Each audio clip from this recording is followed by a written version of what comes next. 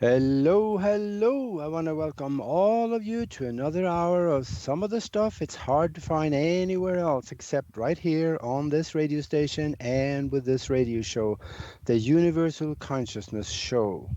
We try to entertain, we educate you, we open your mind up, we stretch your mind, and sometimes we just blow your mind away, and we're going to definitely do that today. So don't go anywhere, stay right here. And my name is Aage, and I'm one of the hosts. Diana, my co-host, is over in Germany. Are you there, Diana? I'm here. Hello, everyone. Yeah. And but first, for those of you that want to listen to this show again, you can find us a lot of places on the internet. You can go to our website, www.universal-consciousness-show.com. And of course, we are on YouTube under Universal Consciousness Show. And please subscribe, that'll help us a lot. And of course, we're on Facebook, both under me and the Universal Consciousness Show, and on Twitter, and just about everywhere else where the station puts it. So you'll find us out there. And also, send me a friend request on Facebook. I pretty much accept everybody except for the Russian girls that keeps sending me notices once in a while. And now today we have a very interesting guest with us. His name is Tim Swartz. Tim is one of the most interesting people I have actually run into for a long time. And he is also a radio host and an author who has written many books. And here's some of them. The Lost Journals of Nikola Tesla. Boy, would that be an interesting one. I have not read it, but I'm going to look for it. America's Strange and Supernatural History. That will be interesting too. And UFO Repeaters. And one on time travel, fact or fiction.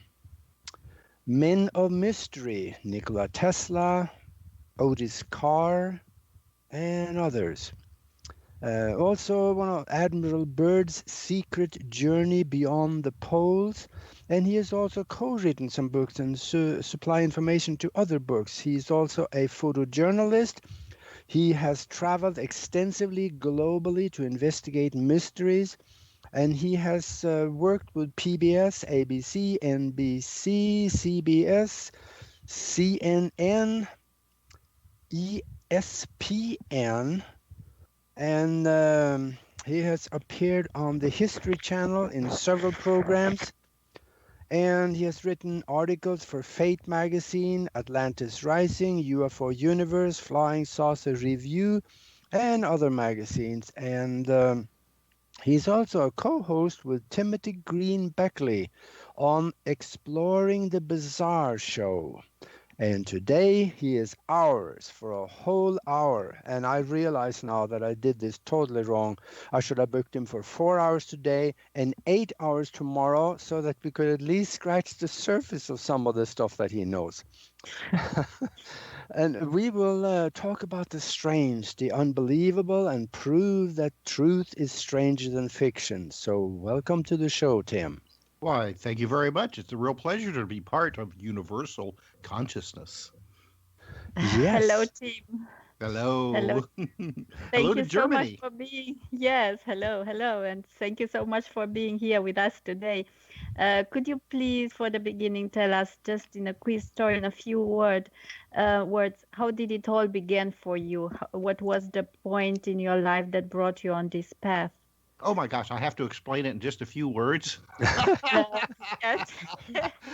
Because every time somebody asks me that, because it's really an interesting story, but I'll try to sum it up for you because I know that we're limited in times. But about the time that I was in third grade, our teacher would like every week she would give us an assignment based on news headlines, and we'd have to write like a little essay about it and then make a presentation in front of the class. Well, one time I got a story about UFOs. There was like a UFO, a small UFO flap going on in the United States at the time. So, I did not, third grade, I didn't know anything about UFOs. So, I wrote my little essay. I gave my presentation. Excuse me, and that was it. I was now the flying saucer guy. Oh, Yeah, that's I was. I was pegged. Kids are always looking for something, to have over you, and so I became the flying saucer guys. And people would make fun of me, and you believe in Martians, and at that point, like I really, I could have cared less. But what got interesting was that people would come up to me when it was just us and say, well, I don't believe in this stuff, but, and then they'd proceed to tell me a story. Their family saw a UFO while they were on vacation, their house was haunted by their great grandma Gertrude, stories like that. And yeah, that's what got me fascinated by this stuff, were these personal accounts, these stories that people would come to tell me. They weren't interested in getting publicity or trying to make money or anything like that. They just wanted somebody that they could tell their story to, that they knew that I wasn't going to go and make fun of them or yeah, laugh in their face. And so many people have unusual experiences. I think practically everybody does at least one time in their life. yeah, And for a lot of people who aren't that familiar with this kind of stuff, they don't read the books, they don't watch, these, ghost hunting reality shows. It's very difficult for them to pigeonhole their experiences in that cupboard in their head. We all have daily experiences that our mind puts them on a shelf someplace. Well, when you have a paranormal experience or a UFO experience or something out of the ordinary, a lot of people don't know how to categorize that, and so they're left with that question all of their life. Happened to me? Am I crazy? That's the thing that I hear a lot from people. Am I crazy? And it's like, no, lots of people have these kinds of experiences. You're actually very normal. And boy, I tell you, after they tell me their stories, you could just see like the weight is lifted from their shoulders, yeah, because they're just like, oh, thank heavens. yeah. They And feel yeah, it's safe to talk to you. very much so, very much so. Yeah.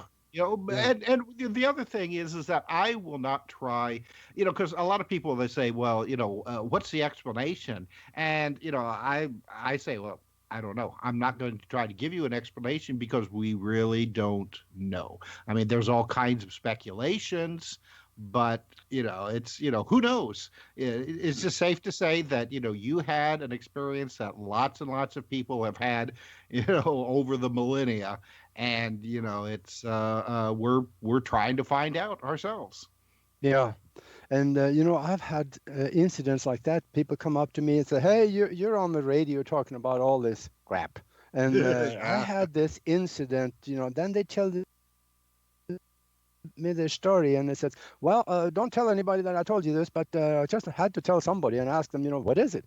And I got to say the same thing. We don't know, but now we are starting to see that the science behind it and the quantum mechanics is not trying to it's starting to explain some of these things. So now we can actually start kind of tell them a few things about this.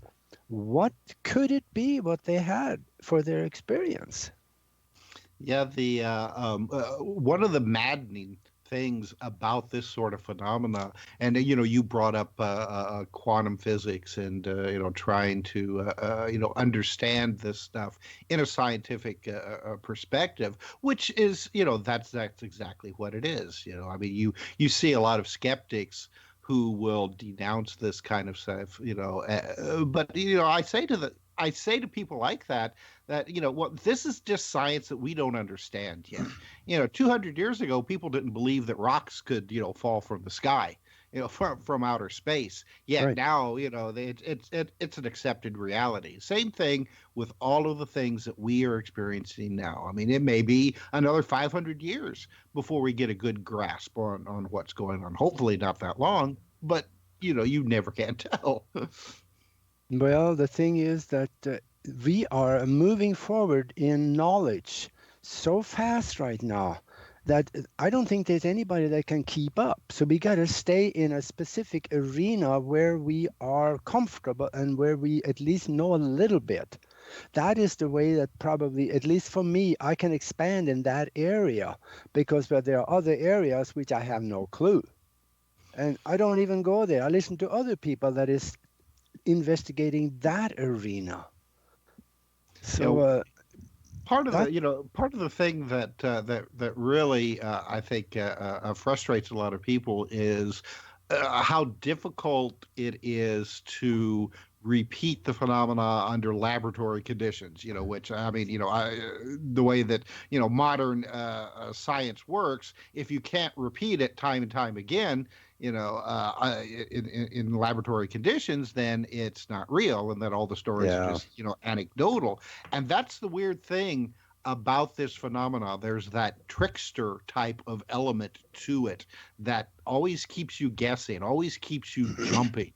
And I think that is going to be the one thing that is going to that's the big conundrum that people are going to have to face yeah. when they try to get a better understanding of how these who knows phenomena works, or if it does, if it does Yeah. work, it just always seems to be just right outside of our grasp. Yeah, and the thing is that now quantum mechanics is actually starting to explain some of that too, Hmm. because many theoretical physicists, they're coming forward and say that the mind behind the experiment is just as important as the experience itself, because if the mind behind it is not focused in the right direction, the experiment may not work. So if you have an experience, let's say, of whatever, your mind or your portion of the universal mind may have been directed towards that somehow, so it made it work. Next time when you try to do it, your mind is distracted, so you don't have the flow from that universal consciousness going into the experiment, so it may not work. Would that make sense to you?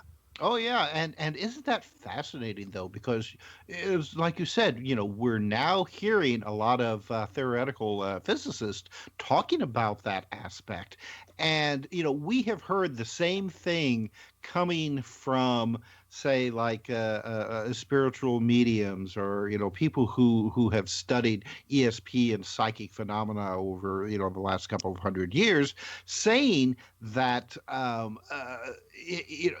say like you're having like a seance or something like that. If you have people in the room with you who have a negative attitude, a skeptical attitude, then a lot of times the phenomena won't manifest. And of course, the skeptics would always say, oh well, yeah, that's just a good excuse.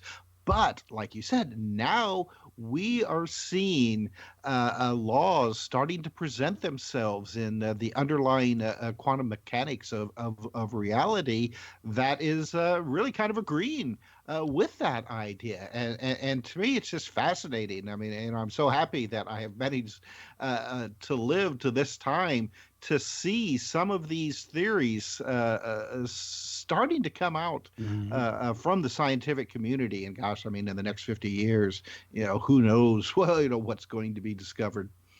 Oh, yeah, I tell you, the fifth, let's say not necessarily the next 50 years, but 50 years from now, Hmm. I can imagine what it will be like. We're going to have androids walking down the street next to us, looking just like you and me, and we will never know it. We will have access in our mind, have total access to all of universal knowledge, just like Google is today. All of these things will happen. Can you imagine that? Yeah, I know. Well, and that's the thing. I have speculated that possibly the next big step in consciousness is an understanding and then an ability to tap into that universal knowledge base, the Akashic record. We've had people like Edgar Casey, people like that who have been able to do it, but I think that we are going to reach a time when everybody is going to be able to have access to that. And you talked about androids walking the street and everything. The part of that is of that next big step is the creation of artificial minds, artificial intelligence that is going to be able to tap into that, and then they are going to be indistinguishable from normal consciousness. I can't think of a better word but that, but I think you know what I mean. Natural consciousness. That they will become living consciousness just like we are. Not not an artificial consciousness, but they will hit that step where, and for want of a better word, that universal consciousness will come flooding into them, and they will be alive and aware just like we are. Mm-hmm. Absolutely. And I tell you, I'm going to make a prediction that 50 years from now, an IQ of 200 will be common. Because first of all, we're able to restructure or relearn our thinking so that we can synchronize our thinking with a computer chip that we will wear around our neck, and that interfaces with the brain through a magnetic field or something similar. This will happen. I almost guarantee it. I would believe it. And the stumbling block is will we be socially ready for that? Will we be emotionally ready for that? Because there are still so many people on this planet that they let that reptilian part of their mind control them. That's one of the things that is often talked about, is that we have this ability to make these great technological and scientific leaps, but we still have we can still almost be living in the caves and beating on each other with rocks. We still have that kind of emotional instability. So that is going to be the thing that really is going to be needed to be worked on, and that's going to be a lot more difficult than the increased intelligence. It's easy to increase people's intelligence. It's a lot more difficult to have a better understanding of the human mind. Yeah, and it is coming. We can already see the beginning stages of it coming, because we are changing. Our genetics are changing.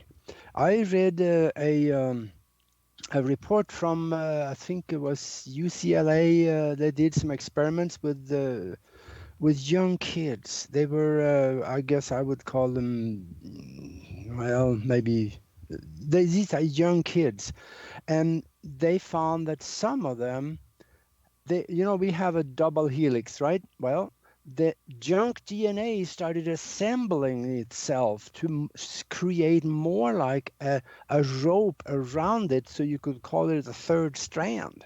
Mm-hmm. And that was not normal, but these kids had that.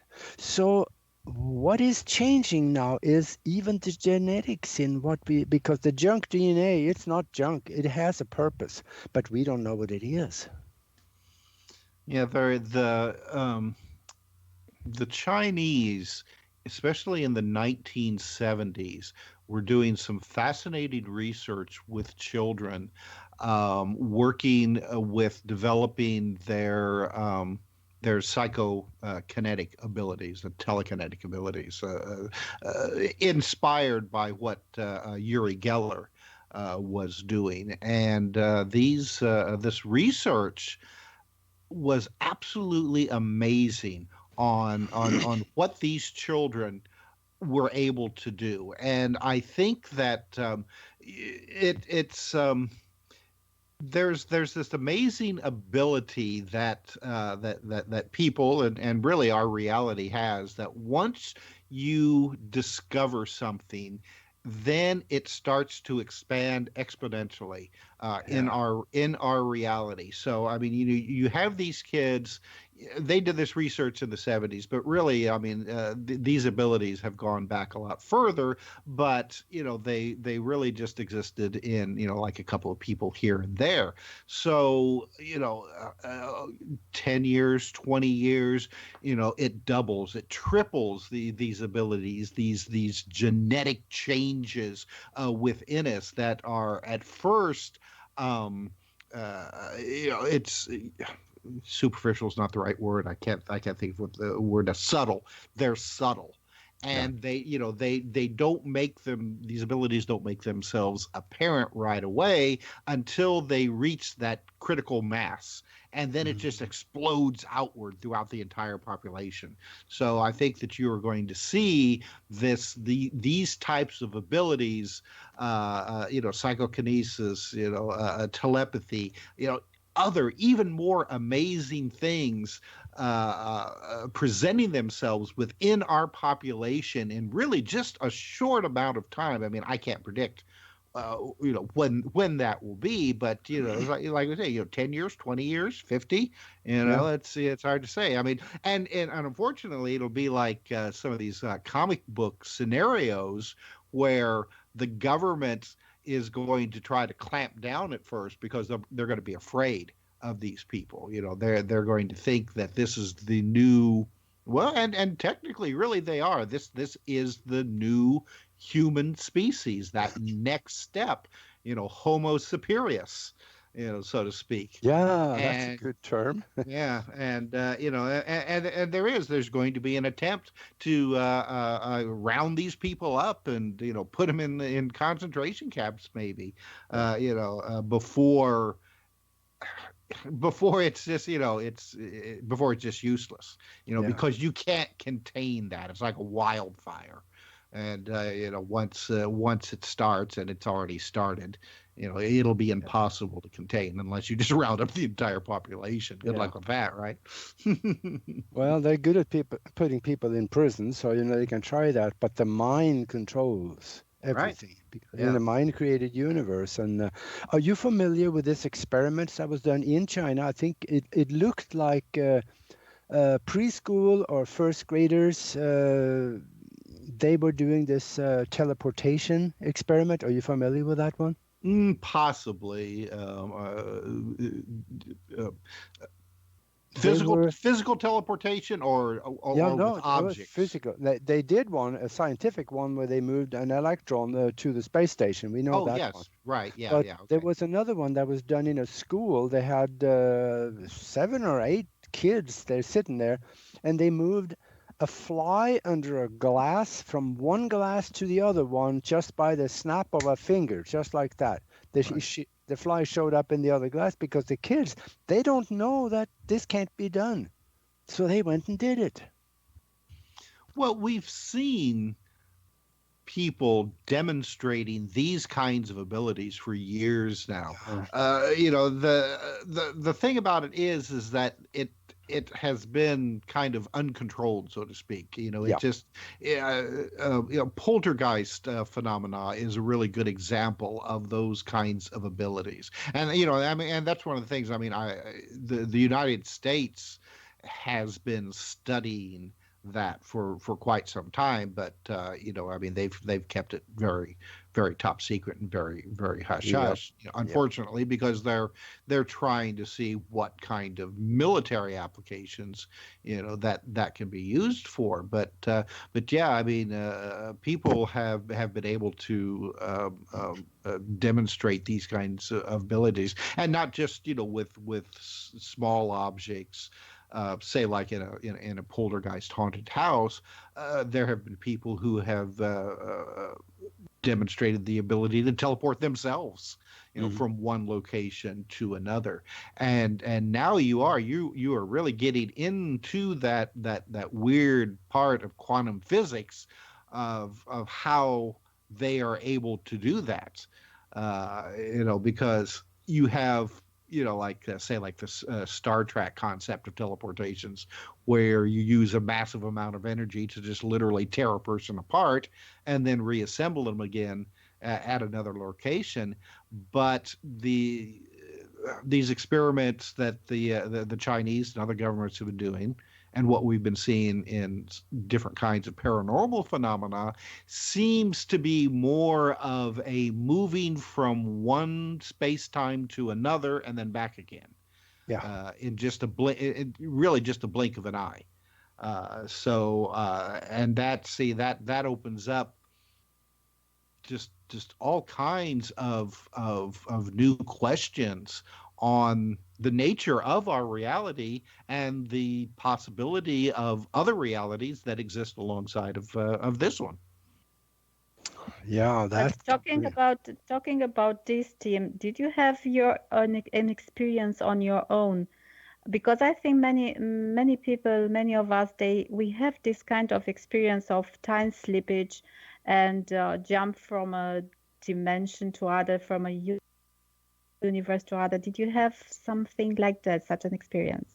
Well, I personally witnessed one time when I was visiting a house that was being bothered by poltergeist activity, and I saw rocks appear just below the ceiling and then drop down onto the floor. I mean, this happened in a very brightly lit room. We were all sitting around talking when these rocks just started appearing and falling to the floor. So I picked these rocks up and I marked them. I had like a magic marker pen, and marked them with a big X, and then took them to the back door of the house and threw them into the cornfield behind the house. I came back in and sat down, and almost immediately the phenomena started again, and the rocks marked with an X came back and dropped down on the floor in front of us again. Wow. It was amazing. I still, the hairs on my arm, still, tingle up, when I think about that. So, I mean, yeah, that's probably been one of the most amazing things that I have ever seen in my life. Yeah, man, that's well, in somewhere in actually we have 1 minute left here before the bottom of the hour, where we got to take a short break. But this one the one you're explaining about the rocks had to be some form of rift in the space continuum, where could it be maybe an extra dimensional that is the capability of creating that rift, possibly? It's difficult to say. I mean, there had been other types of phenomena going in, taking place in that house, furniture moving around by itself, things disappearing and then reappearing in very, bizarre locations. But there was an intelligence involved. I can say that, but how they were doing it, how it was doing it, I have no idea. Yeah. I've had that too. When I put the car keys down, walk away, and grab something in the fridge, and turn around, and they're gone. They're gone. Now, Yep, had that. Yeah, it gets strange. Okay, we're at the bottom of the hour, so we got to take about a 3-minute break here. Maybe 4, depends on how many bills has to be paid. So we will be back then, and we will be talking with Tim Swartz about the mysteries of the universe. So stay with us. This is going to get good. Are you intrigued by Paranormal Talk Radio? You'll love the new Paranormal Radio app from TalkStream Live. You'll find a great selection of talk shows covering UFOs, ghosts, strange phenomena, and much more. Download the Paranormal Radio app now and start listening to the very best in paranormal talk entertainment, including the network you're listening to right now, the Paranormal Radio app, free in Google Play and the iOS App Store. So how was work?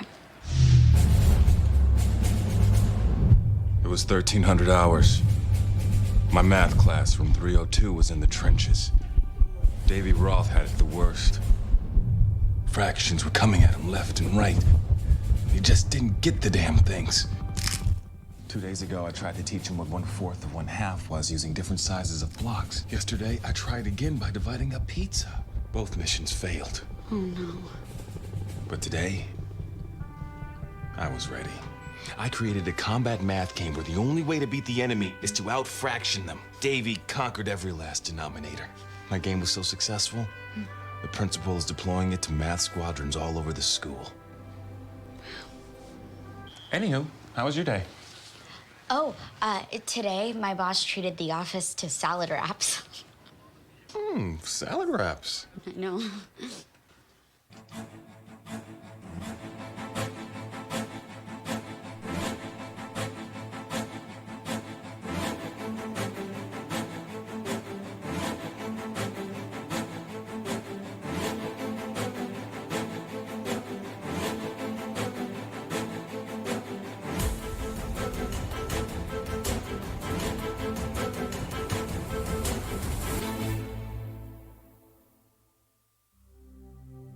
Ben Franklin said, if you do the same thing tomorrow as you did today, you're going to get the same tomorrow as you got today.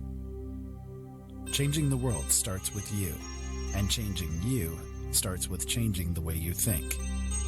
Late Night in the Midlands can help. Listen to all of our shows at latenightinthemidlands.com, because things really do need to change. You can listen to the LNM Radio Network 24 hours a day, 7 days a week through the Paranormal Radio app.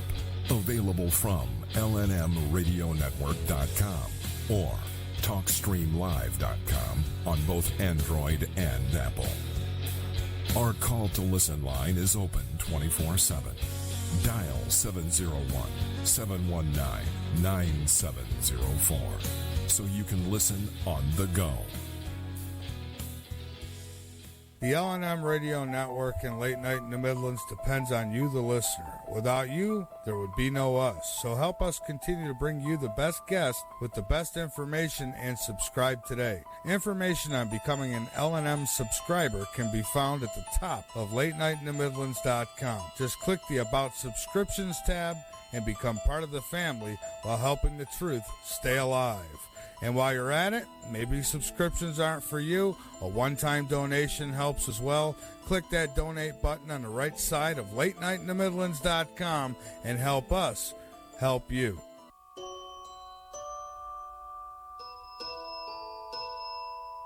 To hide the truth, once you know it, makes you think that you are better than everyone else. It makes you into the type of person who says, "Ooh, I have a secret," but you're not ready to hear it yet. However, for $39.95, I'll let you in on the secret. You'll lead the people to the promised land for the cheap price of 3 easy payments of 1/3 of their soul apiece.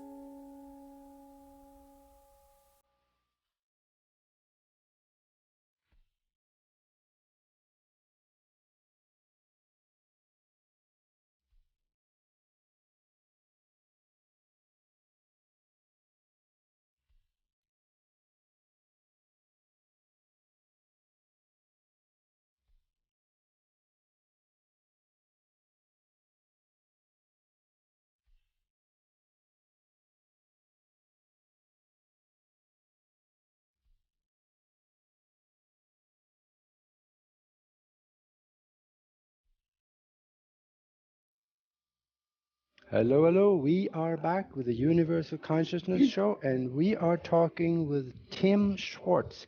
We are talking about the mysteries of the universe. And I know before the show, Diana and I was talking, and she wanted to see what you could know about time slippage. Maybe can we slip into other dimensions and time travel? And isn't that right, Diana? Let's try to go there. What do you think? Time, Time slips has been an interesting phenomenon that I've researched for a long time, and for those out there who aren't familiar with time slips, a time slip is a situation where, say, somebody will be walking down the street, and all of a sudden, their surroundings will change, and it'll appear like that, say the modern buildings around them would disappear to be replaced with older buildings, say, like 50, 60 years ago. The sidewalk underneath them will change from concrete to brick. Cars will disappear from the streets, and there'll be horse-drawn carriages. People who have had these experiences say that the air will even change from, say, like the polluted car exhaust types of smell to cleaner sometimes. Yeah. Cleaner types of air, and as well the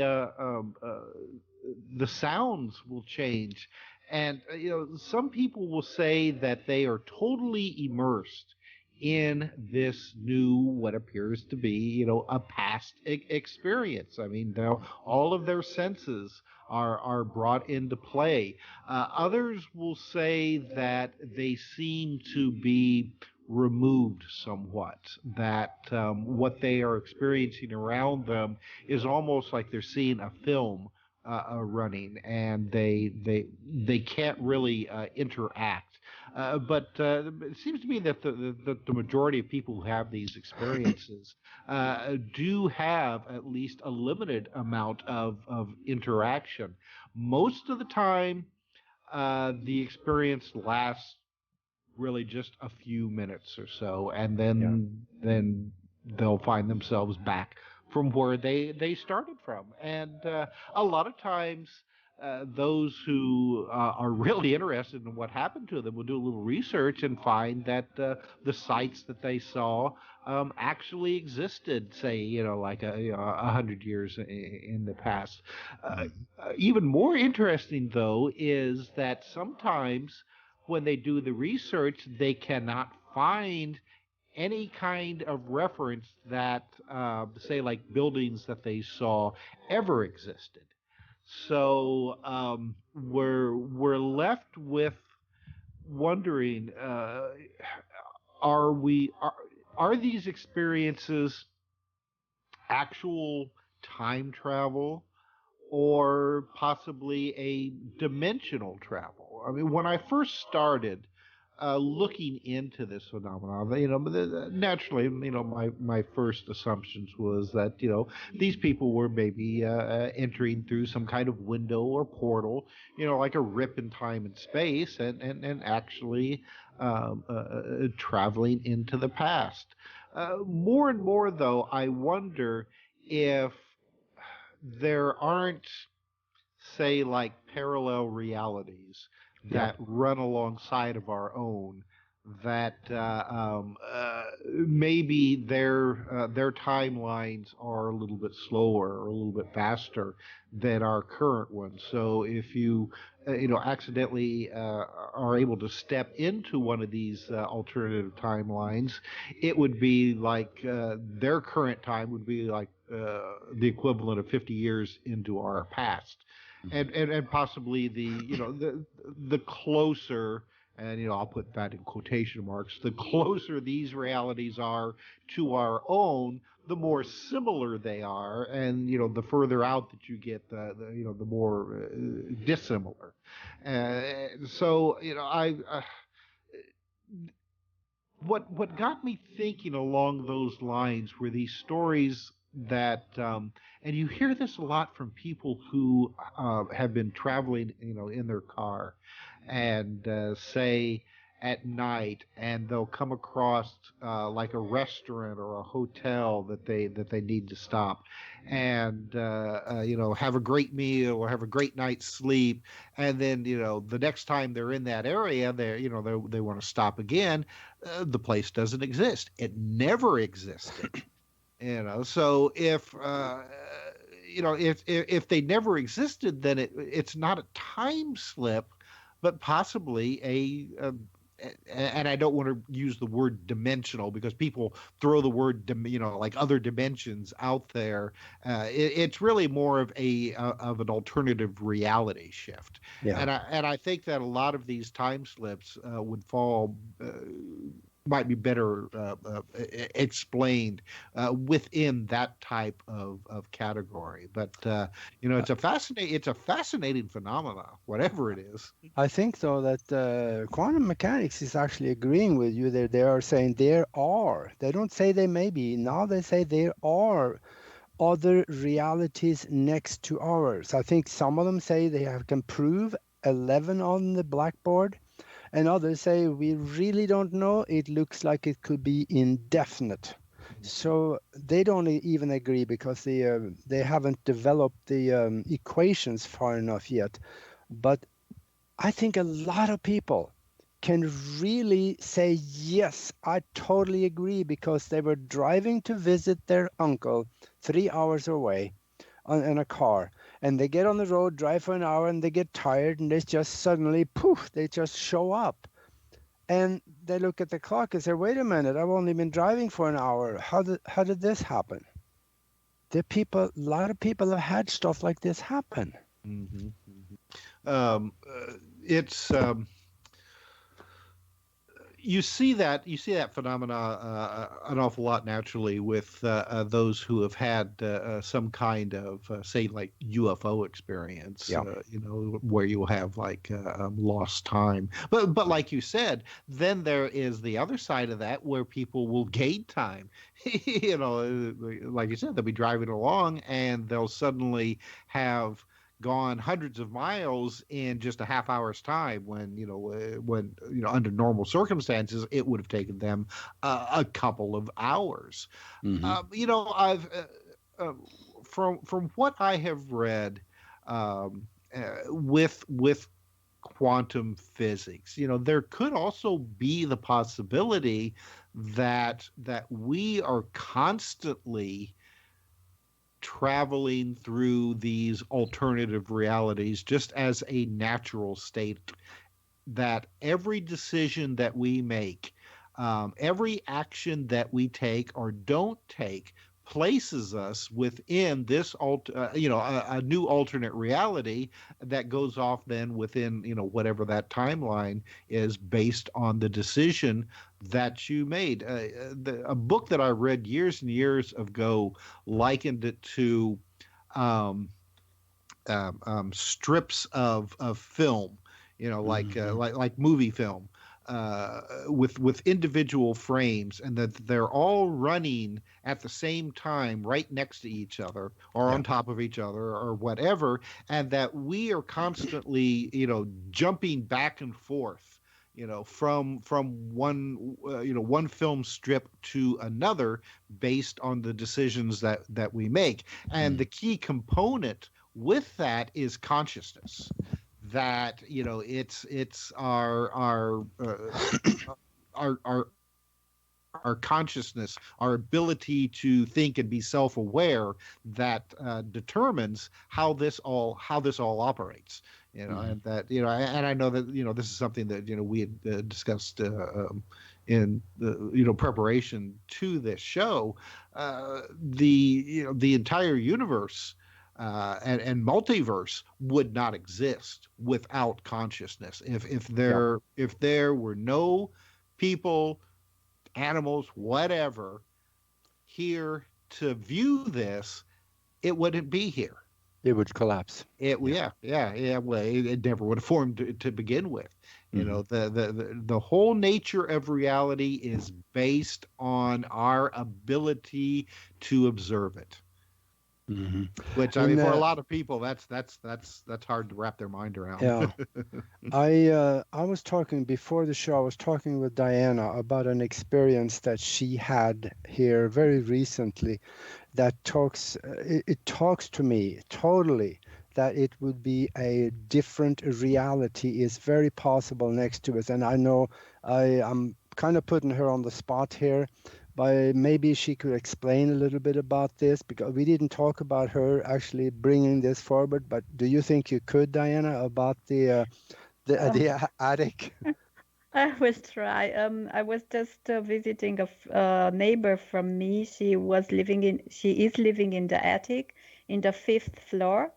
And I was twice in her apartment, and we also discussed that our apartments are so different because she's living in attic and me not, and then a few days ago, the postman left a parcel for her in my apartment, so I went upstairs to bring her. And it was another woman living there, and she meant to me that she was always living there. And the other woman that I'm looking for, she's living on the fourth floor. So I went on the fourth floor, and I asked her, since when you moved here, and said, no, I always lived here. I never lived in the attic, but I'm very sure I was there. So there is no doubt for me. So I never make up things, and. Oh, Yeah. that's a great story. Yeah, and that had to be a parallel reality that she was stepping into. Well, and I would have to agree, though. There are some people who are really into the idea of time travel and the possibility that somewhere in the far, or maybe not so far future, that we'll be able to achieve time travel, and that a lot of this strange phenomena, like what she just happens because of somebody mucking around in the past and changing things just ever so slightly. It's kind of like the butterfly effect, where you make one little change and different things happen. But yeah, that's really amazing story. And it somewhat reminds me of a story that a friend of mine told me one time, where she said that she was riding her bicycle to work one day when this car turned the corner and hit her. But she says that she knows that it hit her, but then the next thing she knew she was riding her bicycle again past the intersection as if nothing had happened. And she often said to me that she wondered if she did not die in, say, like an alternative reality, and then her consciousness then reappeared in this current one. That was her explanation for it. Well, yes, it sounds very logical for me. But I still have a question before the shows. And do you think that some of the extraterrestrial beings that is visiting us could be a future form of us? Oh, yes. See, that's one of my favorite speculations about the UFO phenomena. Now, you have to understand that if UFOs, at least some of them, are nuts and bolt spacecrafts from other planets, they probably would have to use a form of time travel in order to get here to begin with. Just because of the vast distances, so they would have to come up with some way to fold space-time to make to leap that vast distance. And so, I mean, technically, that would be a form of time travel. But I do believe that some of the phenomena that we have associated with UFOs and the beings that are seen flying them or floating with them, or however you are manipulating them, could very well be our future selves. Because, think about it. If some future society is able to come up with time travel, they know from history that people in the past were seeing and experiencing what they thought were extraterrestrial spacecraft. So what better way then to disguise yourself, to go back in the past without really giving yourself away and possibly destroying, your future. you come to this era, and if people do run across you, you say, "Yeah, we're from Zeta Reticuli. Yeah, that's it. We're spacemen." And naturally, people's going to believe you. You landed in a flying saucer, and you came out of it. So I mean, you can tell them practically anything, and people will believe it, no matter how crazy the story. The other thing is that there have been a number of cases where people have had communications with these beings, and these beings have made predictions about the witnesses' future life. What they were, what their job was going to be 10 years down the road, who was going to die, in the future, things like that. And, it's like, okay, well, why would pilots from another planet know that? Why would they,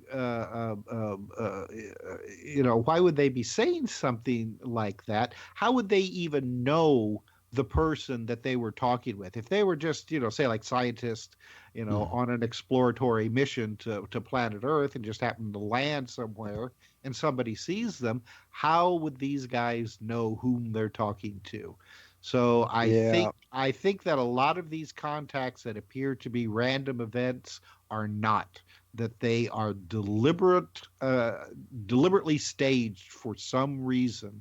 And I think that for a lot of them, time travel could be a very viable explanation. Absolutely. And we got 3 minutes left of the show. And for the last 3 minutes, please tell us where people can get in touch with you, read some of your writings, and where they can get their hands on some of your very interesting books. Oh, sure. Well, our website is conspiracyjournal.com. Just how it sounds, conspiracyjournal.com, and it's my website, Timothy Green Beckley, and some of the authors that write for Global Communications. We also have a free weekly email newsletter that you can sign up to. It's an aggregate of all the interesting, weird stories that have happened the past week. I have stringers all over the world that will send me things that they have run across, say like in their local newspapers and things like that. I usually put in about like maybe 7 or 8 stories per week. My books, you can go to Amazon.com. Just type in Tim Swartz, Tim R. Swartz, and they'll all pop up. I think that I can't remember at this point, how many that I have written and contributed to. I'll just say a lot. Wow. Yeah. and of course, myself and Timothy Green Beckley, we have our show Exploring the Bizarre on KCOR digital radio network that airs live at Thursday nights at 10 p.m. Eastern time in the United States. Okay. And so that's probably the best way to find out all about me if you're interested.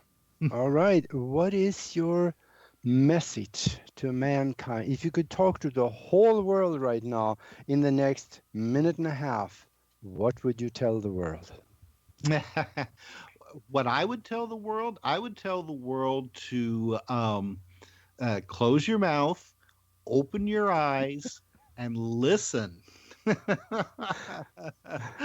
That's probably the best thing that I could tell people is just just open your mind and listen for a while. I guess there is some sign that we got 2 ears and 1 mouth. We should use them accordingly, shouldn't we? That's right. So,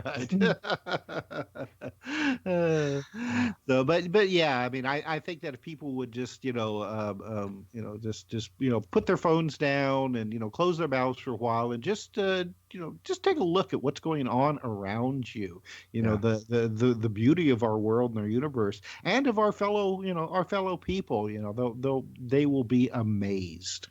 Yes. And study. And there's another saying that I'm going to close this off with, and that is that the more we study and learn, the more nuts we will look to the people that don't. I like that. I agree with Yeah. that. Hey, thank you very much, Tim. This was wonderful. I would love to have you back on sometime in the very near future, and maybe we could do 4 hours that time so we can learn a little more. Oh, it's my pleasure. I had a great time, and I Yeah. hope your listeners enjoyed it as well. And thank you very much for being here. And next week, we will be back with something very interesting right here on the Universal Consciousness Show. So have a good day, have a good time, and take care of each other. Thank you. Bye-bye.